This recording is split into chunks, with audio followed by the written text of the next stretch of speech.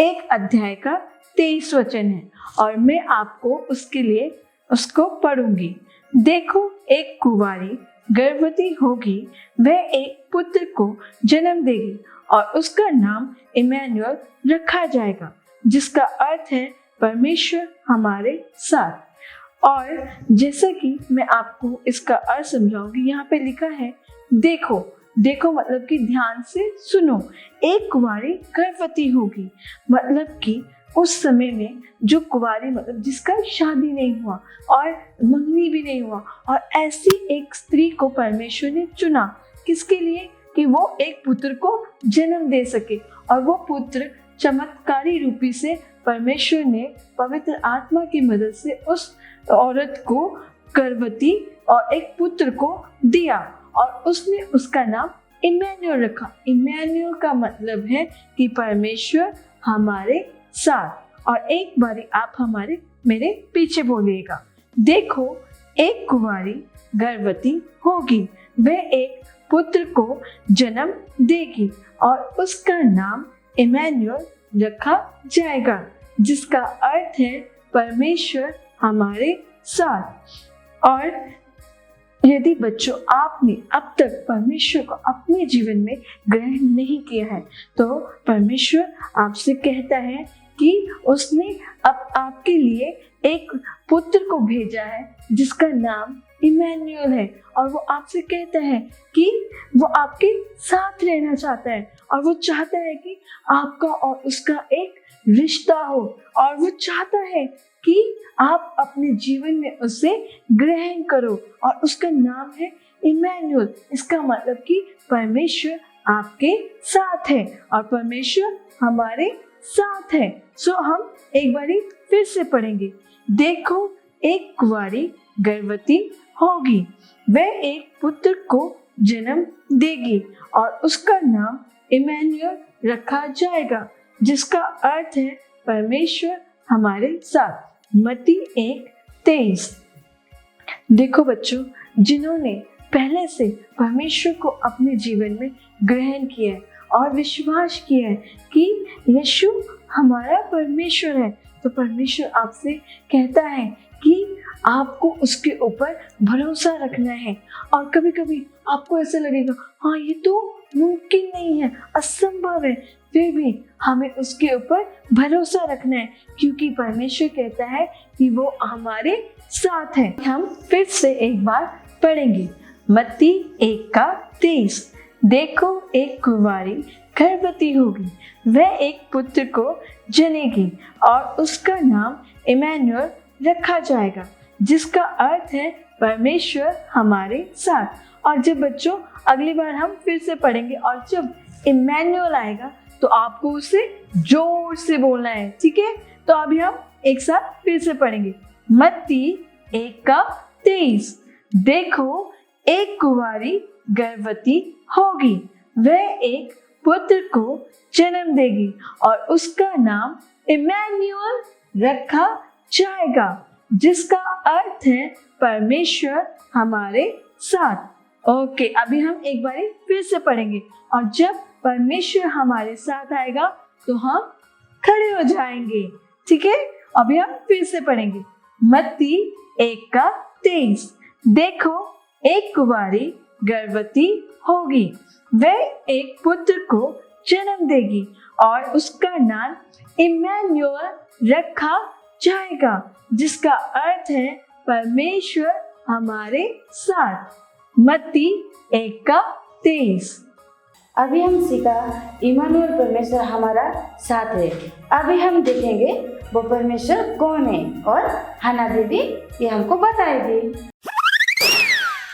मेरी एक दोस्त थी, उसका नाम रूबी था। रूबी हमेशा उदास महसूस करती थी और खुद को बहुत अकेला समझती थी। उसको लगता था कि उसका कोई नहीं है अपना, उससे प्यार कोई नहीं करता था। बच्चों, कभी कभी हमें भी ऐसा महसूस होता है कि हमारा कोई नहीं है, हम बहुत अकेले हैं, हमें कोई प्यार नहीं करता, है ना? हर पल हमारे साथ ऐसा अगर कोई होता जो हमें बहुत प्यार करता, हमारी बातें सुनता, कितना अच्छा होता है ना? क्या आप जानते हो, एक खुशखबरी है। ऐसा एक व्यक्ति है जो हर पल हमारे साथ रहता है, जो हर पल हमें प्यार करता है, और उसका नाम है इमैनुअल। इमैनुअल मतलब परमेश्वर हमारा साथ है। क्या आप सब साथ में बोल सकते हैं? इमैनुअल, परमेश्वर हमारा साथ है। ये परमेश्वर जो है, जो हमारे साथ हर पल है, इस पूरे संसार को इस परमेश्वर ने बनाया है। और इस संसार में क्या क्या चीज़ें हैं? कोई मुझे बता सकता है? जरा सोचिए, ये संसार में क्या क्या चीज़ें हैं? इस पूरी धरती में पेड़ है, पौधे हैं, तितलियाँ है, पशु पक्षी, ये सारी चीज़ें, और मच्छर और मूंगी को भी परमेश्वर ने बनाया है। इस सभी सुंदर सृष्टिकर्ता जो परमेश्वर है, ये परमेश्वर ने आपको और मुझे भी बनाया। आदि मनुष्य आदम और हवा को भी इस परमेश्वर ने बनाया, और इस परमेश्वर ने आदम और हवा को एक सुंदर सा बगीचा में रखा जिसका नाम था गार्डन ऑफ ईडन। ये ईडन गार्डन में परमेश्वर ने आदम और हवा को रखा और बहुत खुश थे। और लेकिन ये परमेश्वर ने आदम और हवा को देखे, परमेश्वर इतना खुश था कि परमेश्वर ने सभी चीज़ें जो है परफेक्ट बनाया था। संतुष्ट था परमेश्वर, क्योंकि परमेश्वर सबसे प्यार करता था। परमेश्वर आदम और हवा से भी इतना प्यार किया कि परमेश्वर ने आदम और हवा को पूरा मुफ्त परमिशन दिया था कि इस बगीचे में आप कुछ भी कर सकते हो, ये आपका बगीचा है। और ये जो परमेश्वर जो आदम और हवा को प्यार करता था, और ये परमेश्वर आपसे और मुझसे भी बहुत प्यार करता है। बाइबल में लिखा गया है, यिर्मयाह 31:3 में, मैं तुमसे सदा प्रेम रखता आया हूँ। ये जो परमेश्वर है, ये जो जिंदा परमेश्वर है, आपसे और मुझसे भी बहुत ज़्यादा प्यार करता है। और ये जो परमेश्वर है इतना प्रेम करता है कि ये परमेश्वर ने स्वर्ग नामक एक जगह जिधर परमेश्वर रहता है, चाहता है कि आप और मैं भी उस सुंदर जगह में जाए। स्वर्ग जो है एक ऐसा सुंदर जगह है जिधर रोग नहीं, क्रोध नहीं, नष्ट नहीं, प्यास नहीं, भूख नहीं, एक ऐसा सुंदर जगह परमेश्वर रहता है। और परमेश्वर चाहता है कि आप और मैं भी ये स्वर्ग में आए। और ये जो परमेश्वर आपसे और मुझसे प्रेम करता है, आदम और हवा को भी बहुत प्रेम करता था। और एक दिन क्या हुआ पता है बच्चों? आदम और हवा ने एक जो चीज़ था, परमेश्वर ने जो कहा था वो बात की। परमेश्वर ने सारी परमिशन दी थी आदम और हवा को, सिवाय एक बात की। परमेश्वर ने उनको बताया था कि एक वृक्ष से उन्हें फल नहीं लेना है, और आदम और हवा ने वही बात की।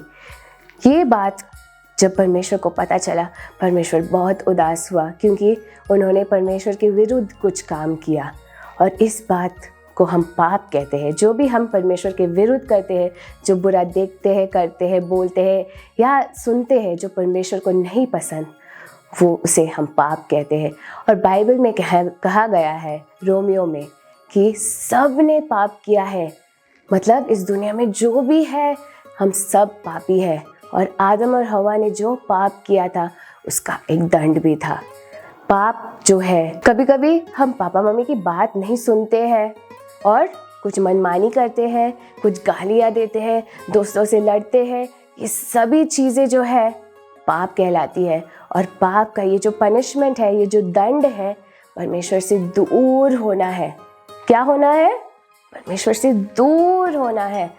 और ये जो पाप जो है हमें परमेश्वर से बहुत ही दूर और अलग कर देता है। और जब आदम और हवा ने पाप किया था, जो परमेश्वर का बात न मानना था, परमेश्वर को बहुत दुख हुआ। और आपको पता है परमेश्वर ने क्या किया? परमेश्वर ने आदम और हवा को बगीचे से निकाल दिया। और बगीचे से निकाल देना मतलब परमेश्वर से दूर होना था। और उस समय आदम और हवा को बहुत परिश्रम करना पड़ा, क्योंकि वो अब परमेश्वर के साथ वो बगीचे में नहीं रहे। और ये जो पाप का शुरुआत जो था उधर से था। और आदम और हवा को बच्चे हुए, और उनके बच्चे हुए, और उनके बच्चे हुए। और इस प्रकार से धरती में बहुत लोग बढ़े, लेकिन उसके साथ पाप भी बढ़ा। लेकिन परमेश्वर को सबसे फिर भी बहुत प्यार था, क्योंकि परमेश्वर ने हम सभी को बनाया है। इसलिए परमेश्वर का एक उद्देश्य था।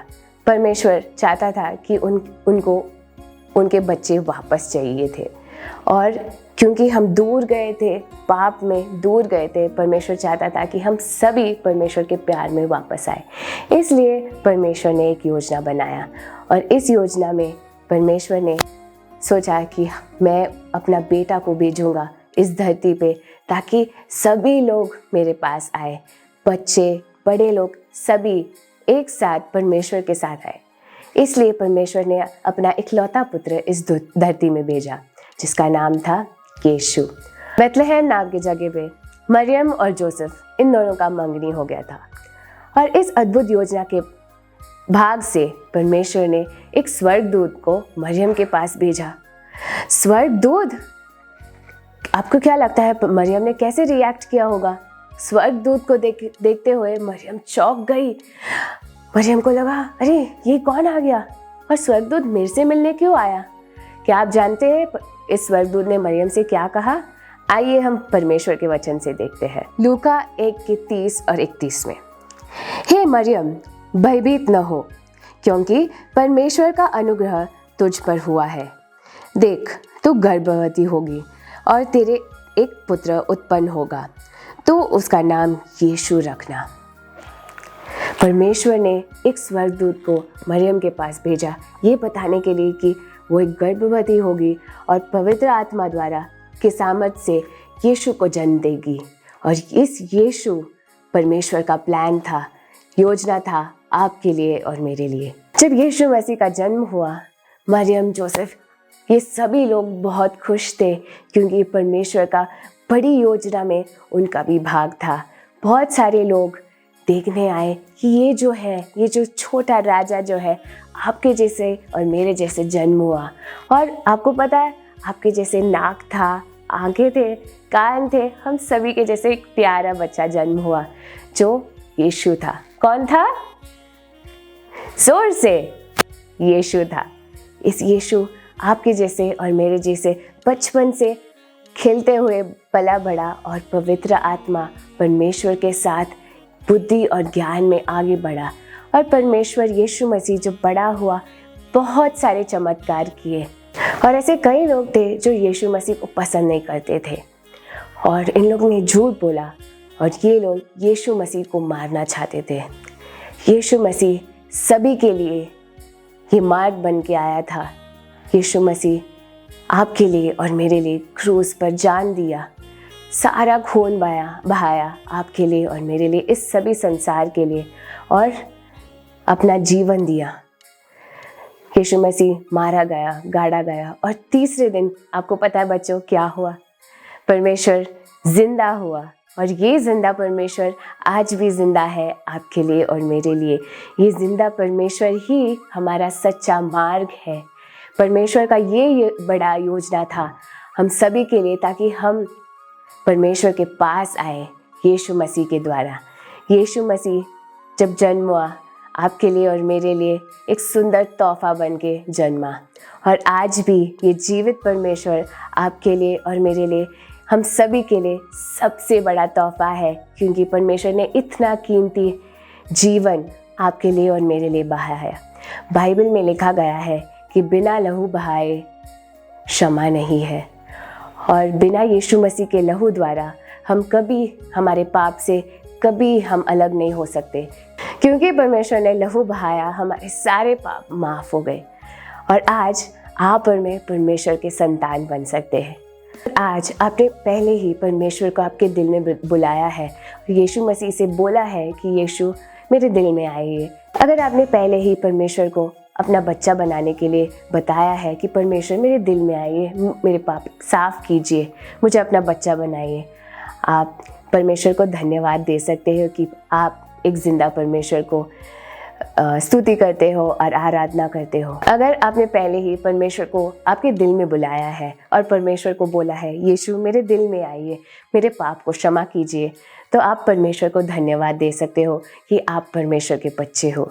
लेकिन आज तक अभी आपने कभी नहीं परमेश्वर को बोला है, आज अभी मौका है, आप यीशु मसीह को बोल सकते हो कि यीशु मसीह मेरे दिल में आइए, मेरे पापों को क्षमा कीजिए, मुझे आपका बच्चा बनाओ या बच्ची बनाओ। मैं आपका स्तुति और आराधना करना चाहता हूँ मेरी ज़िंदगी में। आप ये प्रार्थना मेरे पीछे बोल सकते हैं। यीशु मसीह, मेरे दिल में आइए, मेरे पापों को क्षमा कीजिए, मुझे आपका बच्चा बनाओ। यीशु मसीह, मैं धन्यवाद करता हूँ कि आपने मुझे आपका बच्चा बनाया है। धन्यवाद यीशु मसीह, आपके नाम से, आमीन। ये जो परमेश्वर है आपके साथ सदा काल रहेगा, क्योंकि मैंने जैसे बोला था यिर्मयाह 31:3 में परमेश्वर ने बोला है कि परमेश्वर हमसे बहुत प्रेम करता है। और ये परमेश्वर का नाम हमने पहले बोला था, याद है? इम्मानुएल, परमेश्वर हमारा साथ है। रूबी जिसे अकेला महसूस होता था, हमें भी कभी कभी ऐसे अकेले महसूस होना पड़ता है होगा। कभी कभी हमें लगता है कि हमारे पापा मम्मी नहीं है हमारे साथ, हमारे दोस्त नहीं है हमारे साथ, कोई नहीं है जो हमें प्यार कर सकता है। लेकिन बच्चों, ये याद रख सकते हो कि ये जो इम्मानुएल है, जो हर पल हमारे साथ है, जो आपके लिए और मेरे लिए क्रूस पर जान दिया और जीवित हुआ, ये परमेश्वर आपको और मुझे बहुत प्रेम करता है। और ये परमेश्वर हमारे साथ सदा काल हमेशा हमेशा के लिए रहेगा।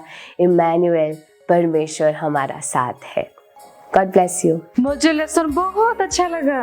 हाँ, अभी अजीत अंकल आकर प्रभु यीशु मसीह को कैसे ग्रहण करना ये हमको बताएंगे। आपने मुझसे क्या बात करने के लिए आए हैं? मैं यीशु मसीह के बारे में आपसे बात करने आई हूँ, आपको यीशु मसीह की क्यों जरूरत है? क्योंकि मैं अपना जीवन यीशु को देना चाहती तो मैं आपको कुछ सवाल को पूछना चाहता हूँ, क्या आप उसकी जवाब देंगे? हूँ। हाँ जी, दूंगी। तो परमेश्वर कौन है? परमेश्वर ने दुनिया बनाया। ओके, तो जो कुछ भी ये यहाँ दिखता है वो परमेश्वर ने बनाया है ना? नहीं, क्या आप ये विश्वास करते हैं कि परमेश्वर आपको भी बनाया है? हाँ जी, मैं विश्वास करती हूँ। ओके, तो परमेश्वर आपसे क्या करते हैं? परमेश्वर मुझसे प्यार करते हैं। ओके, परमेश्वर जो प्यार करते हैं परमेश्वर, वो परमेश्वर पवित्र भी है ना? हाँ जी, तो आप इस पवित्र परमेश्वर कहाँ रहते हैं? परमेश्वर पवित्र वो स्वर्ग में रहते हैं। स्वर्ग में रहते हैं। परमेश्वर को जो एक चीज अच्छा नहीं लगता, ये विषय क्या है आप जानते हैं? हाँ जी, वो पाप है। वो पाप है। सचमुच पाप परमेश्वर को अच्छा नहीं लगता। और रोमी की किताब 3:23 में लिखा गया है कि सब ने पाप किया है। हाँ। तो इसमें आप भी शामिल है। आप ये विश्वास करते हैं कि आप पापी है? हाँ जी, मैं भी विश्वास। और पाप की सजा क्या है आपको अच्छे से पता है? हाँ जी, पाप का सजा क्या है? परमेश्वर से दूर हो हाँ, जाते हैं। परमेश्वर से हमेशा के लिए दूर हो जाना। लेकिन परमेश्वर नहीं चाहता कि आपके पाप की सजा आप भोगते। इसके लिए उन्होंने एक मार्ग को ढूंढा निकाला है। और वो क्या है? वो उसके मार्ग पता है आपको? हाँ जी, वो यीशु मसीह। वो यीशु मसीह थे। और यीशु मसीह कौन थे आपको पता है? हाँ जी, वो परमेश्वर के एकलौते बेटे। हाँ, परमेश्वर की एकलौता बेटे प्रभु यीशु मसीह, उन्होंने स्वर्ग छोड़ के इस दुनिया पर आए और आपकी पापों की सजा उन्होंने ले लिया। इब्रानी की किताब 9:22 में लिखा गया है कि बिना लहू बहाए हुए पापों से माफी नहीं होती। आपकी पापों से माफी पाने के लिए परमेश्वर ने एक कीमत को चुकाया। और वो क्या है? अपना बेटा को उन्होंने बलिदान दिया क्रूस के ऊपर। और वो हमारा पापों के लिए क्रूस पे क्या हुए? मरा गए, गड़ा गए और तीसरे दिन जिंदा हुए। क्या आप विश्वास करते हैं कि प्रभु यीशु आज भी जिंदा है? हाँ जी, मैं विश्वास करती हूँ।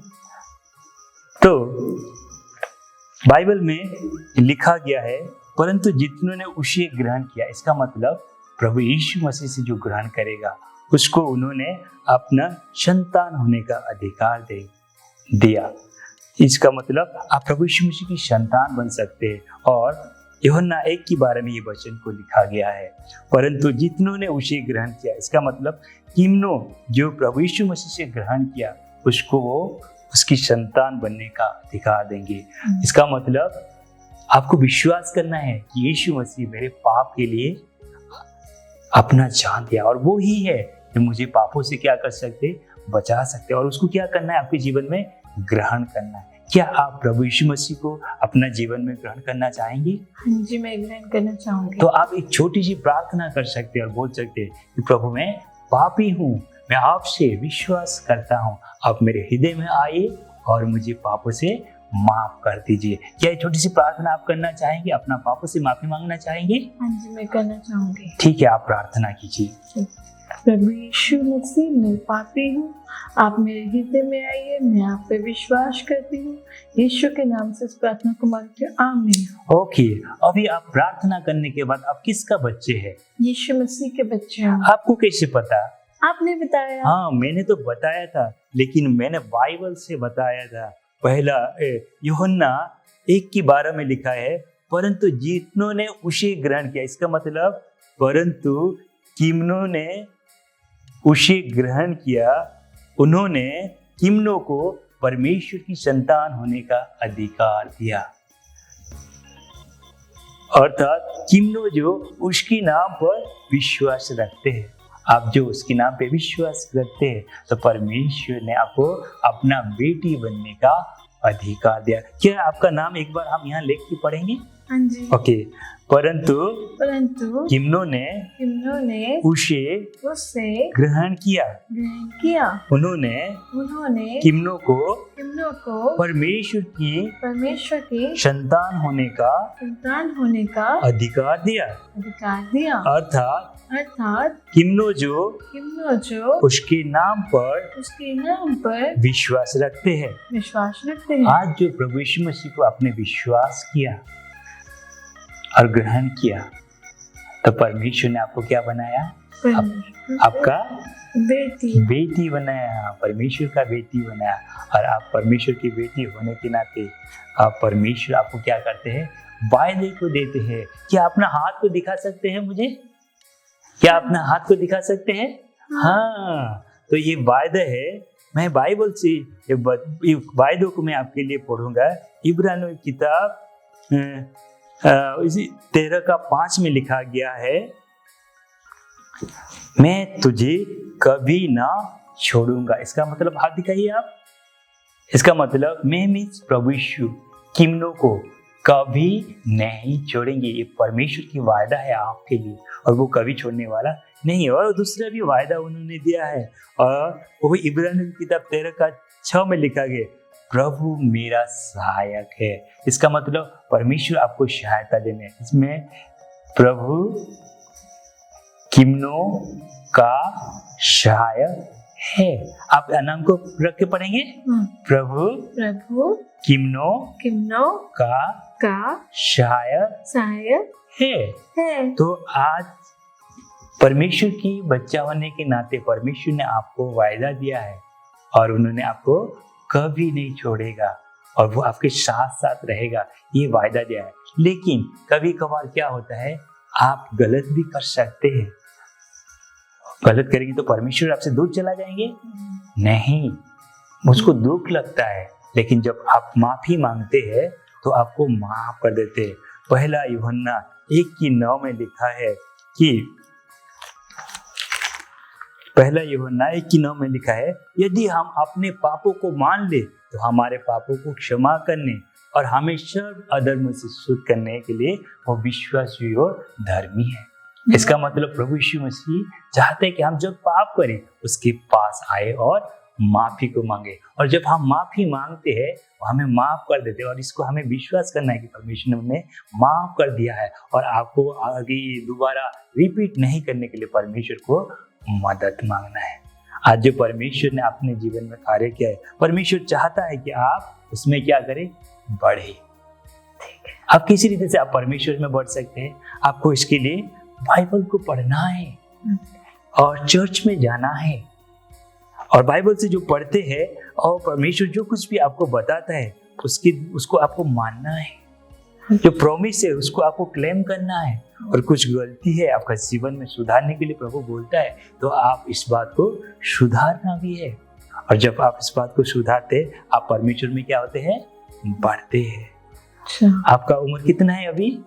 आपके उम्र के हिसाब से आप बाइबल को इतना कलम पढ़ सकते हैं, ठीक है। और आप परमेश्वर के साथ बढ़ने के लिए आपको अपना गवाही भी दूसरों को बताना पड़ेगा, ताकि आप अपने जीवन से दूसरों को भी बता सकते हैं कि परमेश्वर कैसे आपके जीवन को परिवर्तन किया है। ये परमेश्वर चाहता है जो उनकी बच्चे से कि उनके बच्चे दूसरे लोगों को इस बात को बताएं। क्या आप परमेश्वर को इसके लिए धन्यवाद देंगे जो आपको बचाया है? जी। आप छोटी सी प्रार्थना करेंगे और बोलेंगे, प्रभु धन्यवाद, आपने मुझे बचाया है। हाँ जी। प्रभु यीशु मसीह धन्यवाद कि आपने मुझे बचाया। आमीन। ओके किमनो, मेरे पास कुछ है आपको देने के लिए, ताकि आप परमेश्वर के बारे में ज़्यादा जानें और यहाँ से जो कुछ भी पढ़ते हैं आप उसको सीखने के बाद आप दूसरों को भी बता सकते हैं और इसी रीति से आप क्या है, दूसरों को साक्षी बन सकते हैं। मैं आपके लिए एक प्रार्थना करना चाहता हूँ, ठीक है? और प्रभु जी, अपना आंखों बंद कीजिए, प्रार्थना करेंगे। प्रभु जी, मैं धन्यवाद देता हूँ किमनो जो आज अपना जीवन आपको समर्पित किया है। आने वाला समय आपके हाथ में उसको दे देता हूँ। पवित्र आत्मा, आप उनको अगुवाई कीजिए। धन्यवाद यीशु, आपने हमारा प्रार्थना को सुना है। यीशु के नाम से प्रार्थना मांगते हैं, आमीन। अभी हमको बहुत मजा आने वाला है। अभी हम क्राफ्ट करने वाले हैं और यह अंकल आकर हमको मदद करने वाले हैं। बच्चों, अभी हमने कितना अच्छा लेसन देखा, गाने सुने और वचन देखा ना। अब हम एक एक्टिविटी करेंगे। यहाँ पर आप देखिए, एक्टिविटी का पेपर आपको दिखाई दे रहा है। अगर आपके पास प्रिंट आउट नहीं है तो आप इसको पॉज कीजिए और प्रिंट आउट ले आइए। अभी हम इसे कट करने के बाद इसको ऐसे अलग कर देंगे। आप सीजर का इस्तेमाल कर सकते हैं और सीजर से आप कट करते समय पर आपको थोड़ा ध्यान देना है। अगर आपके आसपास बड़े लोग हैं तो उनका आप हेल्प ले लीजिए।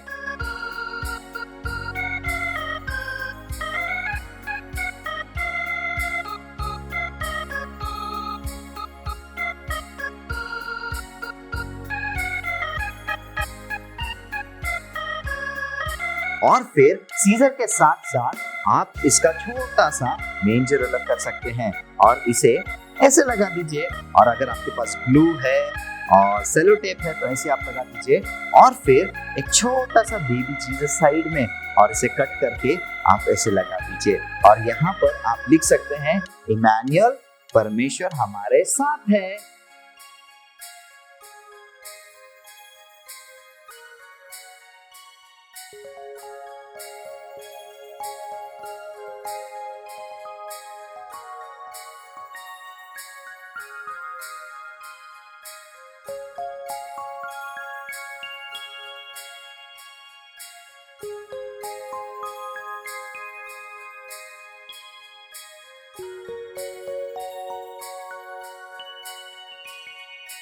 ठीक है, तो ये एक्टिविटी आप कीजिए और इसका फोटो आप हमें भेज दीजिए और आपको बहुत मजा आएगा ये एक्टिविटी करने में। यहाँ पर हम देख रहे हैं बेबी जीसस और यहाँ पर वो एक छोटे से एंजल में है। ठीक है, आप ये बनाएंगे? Yes, God bless you, thank you so much.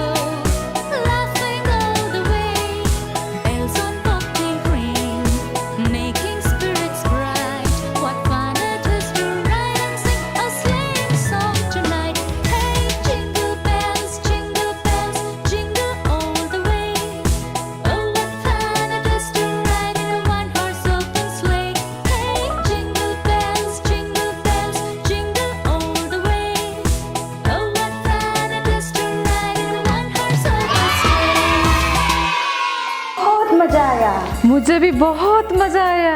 क्या हम इसके लिए परमेश्वर को धन्यवाद देंगे? हाँ, मैं धन्यवाद दूंगी। ठीक है। इमैनुअल, परमेश्वर हमारे संग है। बच्चों, जैसा कि आज हमने देखा, इमैनुअल यानी परमेश्वर जो हमारे साथ है, जो आपके और मेरे लिए इस संसार में आया। वो परमेश्वर जो हमारे साथ है वो हमेशा हमारे संग रहेगा। अगर आपने उस प्रभु यीशु पर विश्वास किया है उसे अपने उद्धारकर्ता माना है और अपना दोस्त बनाया है, तो आपको याद रखना है वो परमेश्वर आपके और मेरे साथ में है और वो हमसे बेहद ज़्यादा प्रेम करता है। और वो प्रेमी परमेश्वर आपके लिए संसार में आया है। जो हम ये क्रिसमस मनाते हैं केवल कुछ लोगों के लिए नहीं, पूरे संसार के लिए है, आपके और मेरे लिए। और जब वो परमेश्वर हमारे साथ में आया और आज सुंदर सा हमने प्रोग्राम किया है, क्या हम उसे धन्यवाद करेंगे? आइए हम इस समय प्रार्थना करके आज के हमारे प्रोग्राम को समाप्त करेंगे। आइए हम अपने हाथों को जोड़ेंगे, आंखें बंद रखेंगे, प्रार्थना करेंगे। प्रभु यीशु, आपको धन्यवाद करते हैं क्योंकि आप भले परमेश्वर हो। आप प्रार्थना सुनने वाले, जवाब देने वाले राजा हो। धन्यवाद करते आप हमारे लिए संसार में आए, हमसे आप बेहद प्रेम करते हो और आपकी इच्छा है कि हम सब एक दूसरे से प्रेम करें और हमेशा खुशियां बांटे सब में।